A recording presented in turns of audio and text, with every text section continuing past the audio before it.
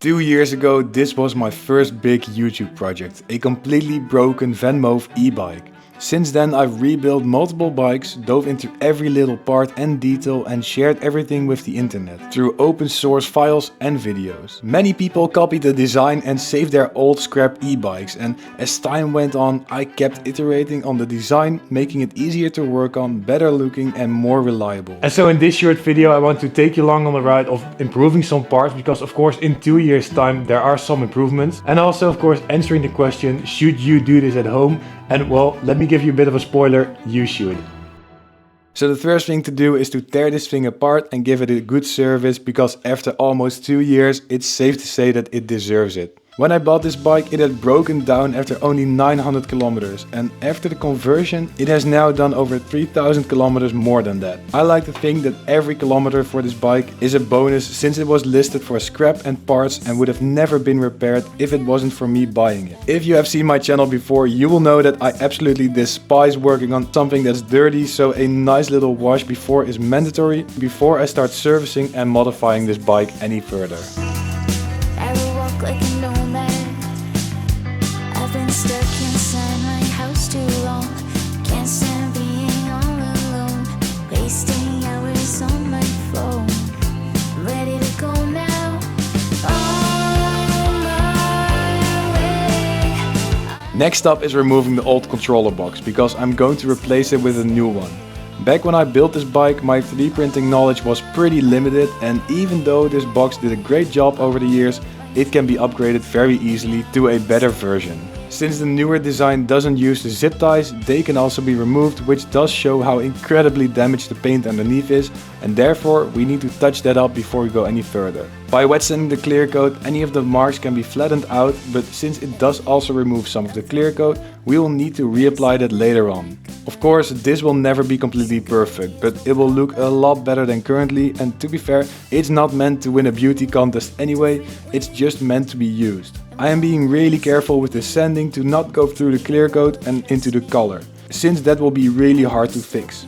The best option would be to sand it down completely and reapply the color, of course, but since I don't have that color of paint laying around anymore, I'm trying to avoid that just for the sake of time and money. After a good and thorough clean, I can reapply the clear coat, and this will create some overspray about everywhere, but since it's so easy to polish off, it's a lot simpler to just not mask off anything at all. It took a few heavy coats to get rid of the orange peel, but after drying for a few minutes, it's safe to say that the final result is really nice and glossy, which means that I can move on to the next step. Alright, so that turned out, well, pretty good. Pretty kind of as I expected, which I'm very happy about. So you can see where it sort of gets a little hazy and cloudy, where it sort of fades into the old clear coat. So that section we will need to polish up and make everything look very nice and shiny. Overall, by the way, this bike could use like a really good polish, because it's only been painted with 1K clear coat, whereas the second bike that I built, like the bluish greenish one, that one had a 2K clear coat, which made it a lot more resistant to wear and tear, and that's something that you can really notice on this bike. But that being said, I don't mind a bit of chips and damage here and there, because it's just a bike, it will be used, and like if in 10 years I still use it, I can always disassemble it, repaint it like another color if I get sick of this green. Now we just need to 3D print sort of the new controller box, which is easy because I already have the files. So we can chuck them into the printer, make 2 thread inserts over here so we can ditch the zip ties, and then mount a new controller box, all nice and tidy. So 3D printing, painting the box, drilling, mounting screws. Yeah, let's do that.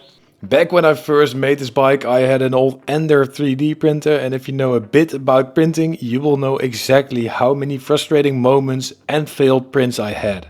Newer printers like this one make it a lot easier to print parts at home, and paired with better materials and increased design knowledge, this allows for a really good second version of this case, even though the first one already was pretty decent, at least in my opinion. Alright, so the new controller box is finished. Came out pretty nice. In the meantime, I know better than to print it out of PLA plastic, so this one is made out of PETG. It's also a bit thicker, so it shouldn't warp as much, which means that I can also ditch 3 of the screws, which makes it a bit of a cleaner look. So that's improvement on improvement, very nice. I need to mount it over here. I need to drill 2 holes and then like insert some of those thread inserts, and then also create thread inserts into the 3D printed plastic. Then paint this flat black to match the flat black of the fenders, because this is a bit glossy. And that should be everything for the controller box. Yeah, let's go and do that. So with a couple of threaded inserts, it's pretty easy to just drill out some holes and then mount them in place so that I can give it that cleaner look instead of the zip ties. After installation, of course, I'm blowing out any of the metal shards and I can start wet sanding the new clear coat. So I'm sanding the clear coat until it's level with all of the other paint so that I can polish it up afterwards to make it look very shiny. This does take a bit of time, but it's well worth it since it comes out, of course, very shiny and also makes the bike look brand new again.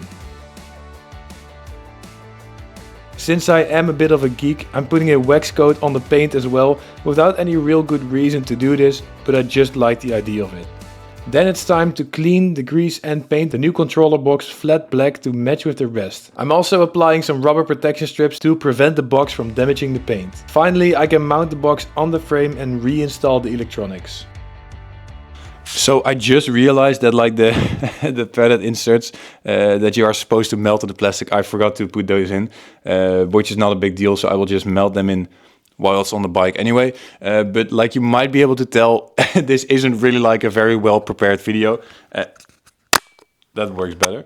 But this isn't really like a well-prepared video at all. And that's just because I started work on the bike, and since there are still so many Vanmoof fans out there on my YouTube channel that are commenting beneath like old videos and stuff, it's really exciting to see. And also I see sometimes pictures on forums and stuff of you building like the same bike at home with like the same STL files and copying this design, which is amazing and which is exactly why I built everything open source and put everything on YouTube to begin with. And now that I think about it, it's like almost 2 years ago that I really started building this bike, which is crazy to think about, and also how long it lasted. And these upgrades, of course, are not needed; they're just cool. So I just wanted to do that, and then to show you guys.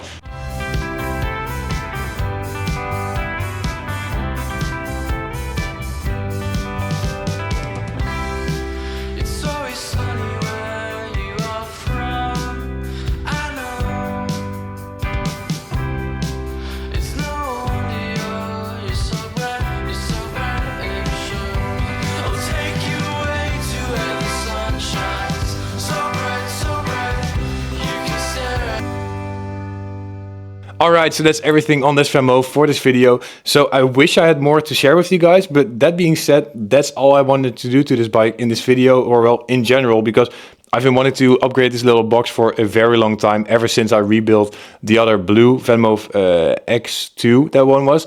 And I still wanted to do that to this one, which now I have. And that being said, with a little bit of maintenance, the bike is just really nice again, and I still really like it. I ride it every single day to university, to my work, to my girlfriend, to everywhere. And it's still, yeah, it's a perfect little bike. And that being said, thank you so much for watching, and I hope to see you next time. Have a lovely rest of your day or evening. That was a great ending. Wow.